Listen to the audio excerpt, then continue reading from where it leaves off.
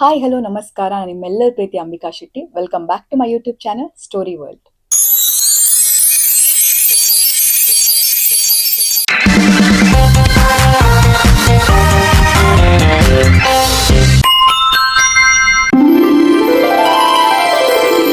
ಯಾರೆಲ್ಲ ನನ್ನ ಚಾನಲ್ನ ಇನ್ನೂ ಸಬ್ಸ್ಕ್ರೈಬ್ ಆಗಿಲ್ಲ ಅಂಥವ್ರು ಯಾರಾದಿದ್ರೆ ಪ್ಲೀಸ್ ನನ್ನ ಚಾನಲ್ನ ಸಬ್ಸ್ಕ್ರೈಬ್ ಮಾಡಿ. ಹಾಗೆ ಈ ಚಾನಲ್ ಬರೋ ಪ್ರತಿಯೊಂದು ವಿಡಿಯೋನು ನೋಡಿ, ಲೈಕ್ ಮಾಡಿ, ಶೇರ್ ಮಾಡಿ, ನಿಮ್ಮ ಒಪಿನಿಯನ್ನ ಕಮೆಂಟ್ ಸೆಕ್ಷನ್ ಮೂಲಕ ತಿಳಿಸಿ. ಹಾಗೆ ಬೆಲ್ ಐಕನ್ನ ಮರಿದೇ ಪ್ರೆಸ್ ಮಾಡಿ. ಹೀಗೆ ಮಾಡೋದ್ರಿಂದ ನಾನು ಮುಂದೆ ಯಾವುದೇ ವಿಡಿಯೋ ಹಾಕಿದ್ರೂ ಅದರ ನೋಟಿಫಿಕೇಶನ್ ಮೊದಲು ಬಂದು ತಲುಪುತ್ತೆ. ಎಸ್, ಇವತ್ತು ನಾನು ಹೇಳೋಕೆ ಹೊರಟಿರೋ ಸ್ಟೋರಿ ಯಾವುದಪ್ಪ ಅಂತಂದರೆ ಹಾಂಟೆಡ್ ಫಾಗ್. ಫಾಗಲ್ಲಿ ಹಾಂಟೆಡ್ ಆಗೋವಂಥದ್ದು ಏನಿದೆ ಅಂತ ನಿಮ್ಗೆ ಗೊತ್ತಾಗಬೇಕು ಅಂತಂದರೆ ಈ ವಿಡಿಯೋನ ನೀವು ಎಂಡ್ ತನಕ ನೋಡಬೇಕಾಗತ್ತೆ. ಎಸ್, ಅಜಯ್, ವಿಜಯ್, ವೀಣಾ ಇವ್ರು ಮೂರು ಬೆಸ್ಟ್ ಫ್ರೆಂಡ್ಸ್. ಸೊ ಇವ್ರು ಆಗಾಗ ಟ್ರಿಪ್ ಅಂತ ಹೋಗ್ತಾ ಇರ್ತಾರೆ. ಇವ್ರ ಊರು ಡೆಲ್ಲಿ. ಸೊ ಅಲ್ಲಿನೂ ಅಷ್ಟೇ ಫುಲ್ ಚಳಿ ಇರುತ್ತೆ ಅವ್ರಿಗೆ. ಸೊ ಆ ಟೈಮಲ್ಲಿ ಅವ್ರಿಗೆ ಅನಿಸುತ್ತೆ, ನಾವು ಎಲ್ಲಾದರೂ ಒಂದು ಟ್ರಿಪ್ಪಿಗೆ ಹೋಗಬೇಕು ಅಂದರೆ ಸ್ವಲ್ಪ ಮೈಂಡ್ ಫ್ರೆಶ್ ಆಗಬೇಕು. ಮೂವರು ಅಷ್ಟೇ ಕೆಲಸ ಅದು ಇದು ಬ್ಯುಸಿ ಇರ್ತಾರೆ. ಸೊ ಸ್ವಲ್ಪ ಮೈಂಡ್ ಫ್ರೆಶ್ ಆಗಲಿ, ಒಂದು ಟ್ರಿಪ್ ಪ್ಲ್ಯಾನ್ ಮಾಡೋಣ ಅಂತ ಅವರು ಮಾತಾಡ್ಕೋತಾ ಇರ್ತಾರೆ. ಸೊ ಹಾಗೆ ಹಿಮಾಚಲ್ ಪ್ರದೇಶಕ್ಕೆ ಹೋಗೋಣ ಅಂತ ಅವ್ರಿಗೆ ತುಂಬ ದಿವಸದಿಂದ ಆಸೆ ಇರುತ್ತೆ. ಅವ್ರು ಪ್ಲ್ಯಾನ್ ಮಾಡಿ ಒಂದು ಥರ್ಡ್ ಡೇಗೇ ಅವರು ಅವರ ಪ್ಲ್ಯಾನ್ನ ಎಕ್ಸಿಕ್ಯೂಟ್ ಮಾಡ್ತಾರೆ. ಅಂದರೆ ಒಂದು ಕ್ಯಾಬ್ ಬುಕ್ ಮಾಡಿ ಬೆಳಿಗ್ಗೆ ಹೊರಡ್ತಾರೆ, ಮೂವರು ಅಷ್ಟೇ. ಸೊ ಹೊರಟಾಗ ಕ್ಯಾಬ್ ಡ್ರೈವರ್ ಏನಿರ್ತಾನೆ ತುಂಬ ಚೆನ್ನಾಗಿ ಮಾತಾಡಿಸ್ತಾನೆ ಇವ್ರನ್ನ, ತುಂಬ ಜೋವಿಯಲ್ ಆಗಿರ್ತಾನೆ. ಸೊ ಹಾಗೆ ದಾರಿಲಿ ಹೋಗ್ತಾ ಹೋಗ್ತಾ ಅವನು ಇವ್ರ ಜೊತೆ ತುಂಬ ಚೆನ್ನಾಗಿ ಜೆಲ್ಲಾಗಿ ಫ್ರೆಂಡ್ ಆಗೋಗ್ತಾನೆ. ಅಂದರೆ ಎಷ್ಟೋ ವರ್ಷದಿಂದ ಪರಿಚಯ ಏನೋ ಆ ರೀತಿ ಇವ್ರ ಹತ್ರ ಮಾತಾಡಿಸ್ತಾ ಇರ್ತಾನೆ. ಸೊ ಹಾಗೆ ಅವ್ರು ತುಂಬ ಕ್ಲೋಸ್ ಆಗ್ತಾರೆ. ಅವ್ರಿಗೆ ಬೋರೇ ಆಗ್ತಾ ಇರಲ್ಲ, ಫುಲ್ ಎಂಜಾಯ್ ಮಾಡಿಕೊಂಡು ಮಾತಾಡ್ತಾ ಹೋಗ್ತಾ ಇರ್ತಾರೆ. ಹೋಗ್ತಾ ಇರಬೇಕಾದ್ರೆ ಒಂದು ಸ್ವಲ್ಪ ದೂರದಲ್ಲಿ ಅವ್ರಿಗೊಂದು ಫಾಗ್ ಕಾಣಿಸುತ್ತೆ. ಫಾಗ್ ಅಂತಂದರೆ ತುಂಬ ದೊಡ್ಡ ಫಾಗ್ ಅಂತ ಹೇಳ್ಬೋದು. ಅದ್ರ ಒಳಗಡೆ ಹೋದರೆ ಏನೂ ಕಾಣಿಸಲ್ಲ, ಆ ರೀತಿ ಇರುತ್ತೆ ಆ ಫಾಗು. ಸೊ ಅದನ್ನು ನೋಡ್ತಾ ನೋಡ್ತಾ ಅವನು ಡ್ರೈವರ್ ಏನಿರ್ತಾನೆ ಫುಲ್ ಸೈಲೆಂಟ್ ಆಗ್ತಾನೆ. ಅಂದರೆ ಅವ್ನ ಮುಖ ನೋಡಿದಾಗ ಗೊತ್ತಾಗುತ್ತೆ ಅವ್ನು ಹೆದರ್ಕೊಂಡಿದ್ದಾನೆ, ಏನೋ ಒಂಥರ ಯೋಚನೆಯಲ್ಲಿದ್ದಾನೆ ಅಂತ. ಅದಕ್ಕಿಂತ ಮುಂಚೆ ತುಂಬ ಚೆನ್ನಾಗಿ ಮಾತಾಡಿಸ್ತಾ ಇರ್ತಾನಲ್ವಾ. ಸೊ ಆವಾಗ ಕಾರ್ ಎದುರುಗಡೆ ಸೀಟಲ್ಲಿ ವಿಜಯ್ ಕೂತಿರ್ತಾನೆ, ಹಿಂದೆ ಅಜಯ್ ಮತ್ತು ವೀಣಾ ಕೂತಿರ್ತಾರೆ. ಸೊ ವಿಜಯ್ ಡ್ರೈವರ್ನ ಹೀಗೆ ಶೋಲ್ಡರ್ ಹಿಡಿದು, ಏನಾಯಿತು ಸರ್, ಯಾಕೆ ಯೋಚನೆ ಮಾಡ್ತಾ ಇದ್ದೀರಾ ಅಂತ ಕೇಳ್ತಾನೆ. ಫಾಗ್ ನೋಡಿ ಹೆದರ್ಕೊಂಡಿದ್ದೀರಾ? ಏನೂ ಇಲ್ಲ, ಆರಾಮಾಗಿ ಡ್ರೈವ್ ಮಾಡ್ಕೊಂಡು ಹೋಗೋಣ, ಏನೂ ಆಗಲ್ಲ ಅಂತ ಹೇಳ್ತಾನೆ. ಆವಾಗ ಅವ್ನು ಹೇಳ್ತಾನೆ, ನಂದೊಂದು ರಿಕ್ವೆಸ್ಟ್ ಇದೆ ನಿಮ್ಮ ಹತ್ರ. ಪ್ಲೀಸ್ ನೀವು ಯಾರೂ ಆ ಫಾಗ್ ಒಳಗಡೆ ಹೋದಾಗ ಕಾರ್ ಡೋರ್ನ ಅಂದರೆ ಗ್ಲಾಸ್ ಡೌನ್ ಮಾಡಬೇಡಿ, ಫುಲ್ ಕ್ಲೋಸ್ ಆಗಿ ಇಟ್ಕೊಳ್ಳಿ ಪ್ಲೀಸ್ ಅಂತ ಹೇಳ್ತಾನೆ. ತುಂಬ ಹೆದರ್ಕೊಂಡು ಹೇಳ್ತಾನೆ. ಸೊ ಅವ್ನು ಹೆದರ್ಕೊಂಡು ಹೇಳೋದು ನೋಡಿ ಇವ್ರಿಗೆ ನಗು ಕಂಟ್ರೋಲ್ ಆಗಲ್ಲ, ಇವ್ರು ನಕ್ಕು ಬಿಡ್ತಾರೆ. ಅದಕ್ಕಿಂತ ಮುಂಚೆ ತುಂಬಾ ಚೆನ್ನಾಗಿ ಮಾತಾಡಿಸ್ತಾರಲ್ವ, ಅದೇ ಸಲಿಗೆಯಲ್ಲಿ ಇವ್ರು ನಕ್ಕು ಬಿಡ್ತಾರೆ. ಆವಾಗ ಅವನು ಇನ್ನೊಂದ್ಸರಿ ಹೇಳ್ತಾನೆ, ಸರ್, ಈ ಏರಿಯಾದಲ್ಲಿ ನಾವೀಗ ಯಾವ ಏರಿಯಾದಲ್ಲಿ ಇದ್ದೀವೋ ಈ ಏರಿಯಾದಲ್ಲಿ ಯೂಶ್ವಲಿ ಫಾಗ್ ಬರಲ್ಲ. ಬಂತು ಅಂತಂದರೆ ಆ ಫಾಗ್ ಜೊತೆ ಒಂದು ಮಾಯಿನೂ ಕರ್ಕೊಂಡು ಬರುತ್ತೆ ಅಂತ. ಅವಾಗ ಇವ್ರಿಗೆ ಏನು ಹೇಳ್ತಾ ಇದ್ದಾನೆ ಅವನು, ಅದೆಲ್ಲ ಮೂಢನಂಬಿಕೆ, ನಾವು ಅದನ್ನೆಲ್ಲ ನಂಬಲ್ಲ ಅಂತ ಅಂದ್ಕೊಂಡು ಅವ್ರು ಅಷ್ಟೊಂದು ಕೇರ್ ಮಾಡಲ್ಲ. ಸೊ ಹಾಗೆ ಅವನು ತುಂಬ ಭಯ ಪಡ್ಕೊಂಡೇ ಹೋಗ್ತಾ ಇರ್ತಾರೆ. ಇನ್ನೇನು ಫಾಗ್ ಬಂದುಬಿಡುತ್ತೋ ಅಂದರೆ ಫುಲ್ಲು ಕಾಣಿಸ್ತಾ ಇದೆ, ದೂರದಿಂದ ಕಾಣಿಸ್ತಾ ಇರುತ್ತೆ, ಇನ್ನೇನು ಅವ್ರು ಅದರೊಳಗಡೆ ಹೋಗಬೇಕು. ಸೊ ಆವಾಗ ಅವ್ರು ಹೋಗೇ ಬಿಡ್ತಾರೆ. ಹೋಗಿ ತುಂಬ ಸ್ಲೋ ಆಗಿ ಡ್ರೈವ್ ಮಾಡ್ತಾನೆ ಡ್ರೈವರು, ಅಂದರೆ ತುಂಬ ಭಯ ಪಡ್ಕೊಂಡೇ ಹೋಗ್ತಾ ಇರ್ತಾನೆ. ಹೋಗ್ತಾ ಇರಬೇಕಾದ್ರೆ ಫಾಗ್ ಒಳಗೆ ಹೋಗ್ತಾ ಹೋಗ್ತಾ ವೀಣಾ ಇರ್ತಾಳಲ್ವ, ಅವಳಿಗೇನೋ ಒಂಥರ ಕಂಫರ್ಟೇಬಲ್ ಅನಿಸ್ತಾ ಇರಲ್ಲ, ಏನೋ ಒಂಥರ ಅನಿಸ್ತಾ ಇರುತ್ತೆ. ಅಂದರೆ ಅವಳಿಗೆ ಬ್ರೀತ್ ಮಾಡೋಕ್ಕಾಗದೇ ಇರೋ ಥರ ಆ ರೀತಿ ಎಲ್ಲ ಫೀಲ್ ಆಗೋದಕ್ಕೆ ಶುರು ಆಗುತ್ತೆ.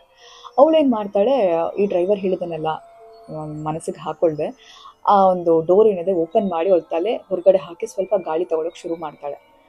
ತಗೊಂಡಾಗ ಆ ಒಂದು ಫಾಗ್ ಏನಿದೆ ಎಲ್ಲ ಕಾರ್ ಒಳಗಡೆ ಬಂದು ಸೇರ್ಕೊಳ್ಳುತ್ತೆ. ಅದನ್ನ ನೋಡ್ತಾ ಇವಳಿಗೆ ಹೋದಂಥ ಉಸಿರು ಏನಿದೆ ಬಂದ ಹಾಗಾಗುತ್ತೆ. ಅಂದರೆ ಅವಳಿಗೆ ಒಂಥರ ತುಂಬ ಕಂಫರ್ಟೇಬಲ್ ಫೀಲ್ ಆಗೋದಕ್ಕೆ ಶುರು ಆಗುತ್ತೆ. ಫೀಲ್ ಮಾಡಿಕೊಂಡು ಅವಳು ಕಾರ್ ಒಳಗಡೆ ಮತ್ತೆ ವಾಪಸ್ ಬಂದು ಕೂತಾಗ ಅವಳಿಗೆ ತಲೆ ಕೆಟ್ಟೋಗುತ್ತೆ. ಯಾಕೆ ಅಂತಂದರೆ ಅವಳ ಜೊತೆ ಇದ್ದಂತಹ ಡ್ರೈವರ್ ಆಗಿರ್ಬೋದು, ಇಬ್ಬರು ಫ್ರೆಂಡ್ಸ್ ಆಗಿರ್ಬೋದು, ಯಾರೂ ಇರಲ್ಲ ಕಾರಲ್ಲಿ.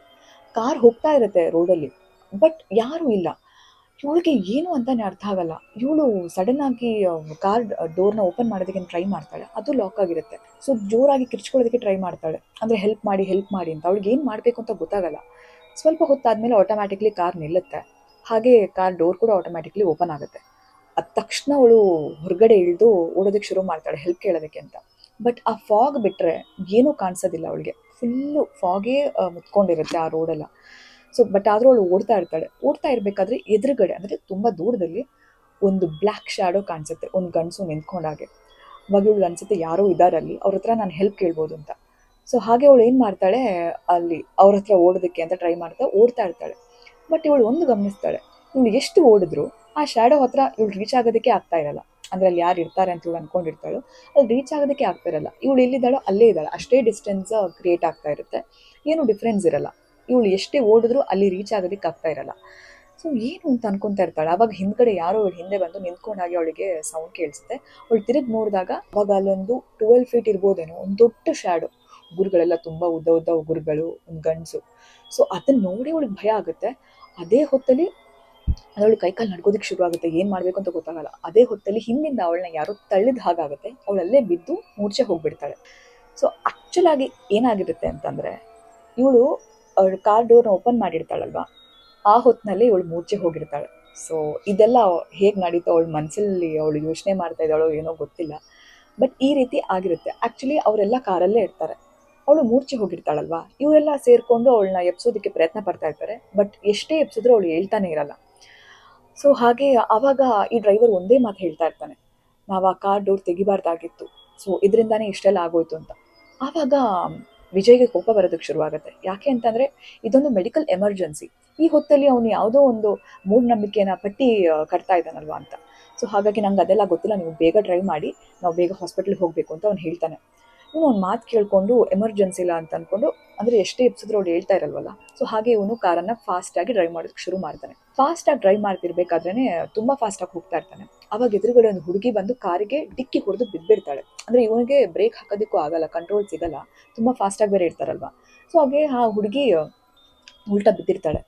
ಅವಾಗ ವಿಜಯ್ಗೆ ಅಯ್ಯೋ ದೇವ್ರೆ, ಆಲ್ರೆಡಿ ಒಂದು ಪ್ರಾಬ್ಲಮ್ ಆಗಿದೆ, ಮತ್ತೆ ಇನ್ನೊಂದು ಪ್ರಾಬ್ಲಮಾ, ಯಾರಿಗೇನಾಯಿತು ಅಂತ ಅಂದ್ಕೊಂಡು ಅವನು ಕಾರ್ ಡೋರ್ ಓಪನ್ ಮಾಡಿ ಹೊರಗಡೆ ಬರ್ತಾನೆ. ಅವಾಗ ಅವಳು ಉಲ್ಟಾ ಬಿದ್ದಿರ್ತಾಳಲ್ವಾ, ಯಾರು ಅಂತ ನೋಡೋದಕ್ಕೆ, ಅಂದರೆ ಫುಲ್ ರಕ್ತ ಎಲ್ಲ ಸುರಿತಾ ಇರುತ್ತೆ, ಯಾರು ಅಂತ ನೋಡೋದಕ್ಕೆ ಅವಳನ್ನ ಎಳೆದು ಹೀಗೆ ಟರ್ನ್ ಮಾಡಬೇಕಾದ್ರೆ ಅವನಿಗೆ ಶಾಕ್ ಮೇಲೆ ಶಾಕ್ ಆಗುತ್ತೆ. ಯಾಕೆ ಅಂತಂದರೆ ಆ ಹುಡುಗಿ ಬೇರೆ ಯಾರೂ ಅಲ್ಲ, ಇವ್ರ ಕಾರಲ್ಲಿ ಇವ್ರ ಫ್ರೆಂಡು ಇವ್ರ ಜೊತೆ ಇದ್ಲಲ್ವಾ ವೀಣಾ, ಅವಳೇ. ಅವಾಗ ನಿಮಗೆ ನಮ್ಮ ಜೊತೆ ಕಾರಲ್ಲಿ ಇದ್ಲಲ್ವಾ ವೀಣಾ, ಇಲ್ಲಿಂದ ಹೇಗೆ ಬರೋಕ್ಕೆ ಸಾಧ್ಯ? ಅವ್ನಿಗೆ ಏನು ಅಂತಲೇ ಗೊತ್ತಾಗಲ್ಲ, ತುಂಬ ಭಯ ಆಗುತ್ತೆ. ಈ ವಿಷಯನ ಕಾರಲ್ಲಿ ಇರೋರಿಗೆಲ್ಲ ಹೇಳೋಣ ಅಂತ ಅಂದ್ಕೊಂಡು ಅವ್ನು ಓಡ್ಕೊಂಡು ಬರಬೇಕಾದ್ರೆ, ಅಂದರೆ ಕಾರ್ ಹತ್ರ ಬರ್ತಾನೆ, ಡೋರ್ ಹತ್ರ, ಕಾರ್ ಫುಲ್ ಖಾಲಿ, ಆ ಕಾರ್ ಒಳಗಡೆ ಯಾರೂ ಇಲ್ಲ. ಸೊ ಇವನಿಗೆ ಏನು ಅಂತಲೇ ಅರ್ಥ ಆಗಲ್ಲ, ಬಟ್ ಯೋಚನೆ ಮಾಡೋಕ್ಕೆ ಟೈಮ್ ಇಲ್ಲ. ಅವಳನ್ನ ಹಾಸ್ಪಿಟ್ಲಿಗೆ ಕರ್ಕೊಂಡು ಹೋಗ್ಬೇಕು ಅಂತ ಅಂದ್ಕೊಂಡು ಅವಳನ್ನ ಎಬ್ಬಿಸಿ ಇವನೇ ಕಾರ್ ಡೋರ್ ಹತ್ರ ಕುತ್ಕೊಂಡು, ಅಂದರೆ ಕಾರ್ ಡೋರ್ ಹತ್ರ ಅವಳನ್ನ ಕೂರಿಸಿ ಇವನು ಕಾರ್ ಡ್ರೈವ್ ಮಾಡ್ತಾನೆ, ಇವನೇ ಖುದ್ದಾಗಿ ಡ್ರೈವ್ ಮಾಡ್ತಾನೆ. ಸೊ ಹಾಗೆ ಹೋಗ್ತಾ ಇರಬೇಕಾದ್ರೆ ಮತ್ತೆ ದೊಡ್ಡ ಫಾಗ್ ಅಲ್ವಾ, ಅದು ಕಡಿಮೆ ಆಗೋದಕ್ಕೆ ಕೇಳ್ತಾ ಇರಲ್ವಾ, ಆವಾಗ ಅವಳು ಕಾಣಿಸುತ್ತಲ್ವಾ ಒಂದು ಬ್ಲ್ಯಾಕ್ ಶ್ಯಾಡೋ, ಅದೇ ಬ್ಲ್ಯಾಕ್ ಶ್ಯಾಡೋ ಇವನಿಗೆ ಕಾಣಿಸುತ್ತೆ. ಸೊ ಇವನಿಗೆ ಅದನ್ನು ನೋಡಿದ ತಕ್ಷಣ ತುಂಬ ಭಯ ಆಗುತ್ತೆ. ಕಾರು ಏನಾಗುತ್ತೋ ಗೊತ್ತಿಲ್ಲ, ಕಂಟ್ರೋಲ್ ತಪ್ಪಾಗುತ್ತೆ, ಒಂದು ಮರಕ್ಕೆ ಹೋಗಿ ಡಿಕ್ಕಿ ಹೊಡೆದ್ಬಿಡ್ತಾನೆ. ಹೊಡೆದಾದ್ಮೇಲೆ ಆ್ಯಕ್ಚುಲಾಗಿ ಏನಾಗಿರುತ್ತೆ ಅಂತಂದರೆ, ಎಲ್ಲರೂ ಕಾರಲ್ಲಿ ಇರ್ತಾರೆ, ಬಟ್ ಇವನಿಗೆ ಕಾರ್ ಡಿಕ್ಕಿ ಹೊಡೆದಿದ್ರೆ ತಲೆಗೆ ಸ್ವಲ್ಪ ಪೆಟ್ಟಾಗಿರುತ್ತೆ. ಸೊ ನೀವು ಗಮನಿಸ್ಬೋದು, ಇಲ್ಲಿ ಯಾರೆಲ್ಲ ಡೋರ್ ಓಪನ್ ಮಾಡಿದ್ದಾರೆ, ಹೊರಗಡೆ ಹೋಗಿದ್ದಾರೆ, ಇವ್ರಿಗೆ ಪ್ರಾಬ್ಲಮ್ ಆಗಿತ್ತು. ಸೊ ಮಿಕ್ಕವರೆಲ್ಲ ಸರಿಯಾಗಿರ್ತಾರೆ, ಬಟ್ ಕಾರ್ ಗುದ್ದಿದ್ರಿಂದ ಅವ್ರಿಗೂ ಸ್ವಲ್ಪ ಮೂರ್ಛೆ ಹೋದಾಗುತ್ತೆ. ಎಲ್ಲರೂ ಕಾರಲ್ಲೇ ಇರ್ತಾರೆ. ಬಟ್ ಈ ಒಂದು ಘಟನೆ ಆದಮೇಲೆ ಅವ್ರ ಲೈಫೇ ಬದಲಾಗಿ ಹೋಗುತ್ತೆ. ಅವ್ರು ಟ್ರಿಪ್ ಹೋಗಬೇಕು ಅಂತ ಅಂದ್ಕೊಂಡಿದ್ದು, ಬಟ್ ಅವಳಿಗೆ ಎಲ್ಲಿ ನೋಡಿದ್ರು ಆ ಒಂದು ಬ್ಲ್ಯಾಕ್ ಶ್ಯಾಡೋನೇ ಕಾಣ್ತಾ ಇರುತ್ತೆ. ಸೊ ಇವನಿಗೆ, ವಿಜಯ್ಗೆ ಒಂದು ಅವನು ಬುದ್ಧಿ ಭ್ರಮಣೆ ಆಗಿರೋ ಥರ ಆಗಿರುತ್ತೆ. ಅವ್ನಿಗೆ ಏನು ಮಾತಾಡ್ತಿದ್ದಾನೆ ಏನು ಅಂತ ಗೊತ್ತಾಗಿರಲ್ಲ, ಪೆದ್ದನ್ ಥರ ಆಡೋದಕ್ಕೆ ಶುರು ಮಾಡ್ತಾನೆ.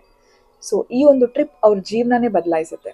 ಒಂದೊಂದು ಸಾರಿ ನಾವು ಮೂಢನಂಬಿಕೆ ಅಂತ ಅಂದ್ಕೊಳ್ಳೋದು ನಿಜ ಇರುತ್ತೆ. ಸೊ ಎಲ್ಲಾನು ನಂಬಿ ಅಂತ ನಾನು ಹೇಳ್ತಾ ಇಲ್ಲ, ಬಟ್ ಕೆಲವೊಂದು ವಿಚಾರಗಳು ತುಂಬ ಸೂಕ್ಷ್ಮವಾಗಿರುತ್ತೆ.